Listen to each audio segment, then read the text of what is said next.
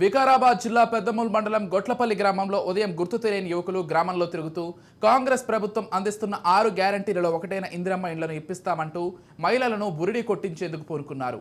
గ్రామంలో కొంతమంది దగ్గర ఆధార్ కార్డులు, వారి ఫోన్ నెంబర్లను సేకరించడంతో పాటు దరఖాస్తు ఫారాలు నింపి మోసం చేయాలని ప్రయత్నించారు. దీంతో విషయం తెలుసుకున్న అదే గ్రామానికి చెందిన కొందరు వ్యక్తులు వచ్చిన యువకుని పట్టుకుని నిలదీసి స్థానిక పోలీస్ స్టేషన్లో అప్పచెప్పారు. ఆ యువకుడు సంగారెడ్డి ప్రాంతానికి చెందిన ప్రసాద్ అలియాస్ పరమేశ్వర్గా పోలీసులు గుర్తించి విచారణ చేస్తున్నట్లుగా తెలిసింది.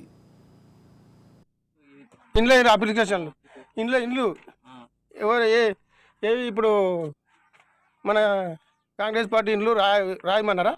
రాయమన్నారు నీకు. మీది ఎవరు? ఎవరు మీది? సంగారెడ్డి. బాబు వచ్చినా ఎవరు పంపించారు?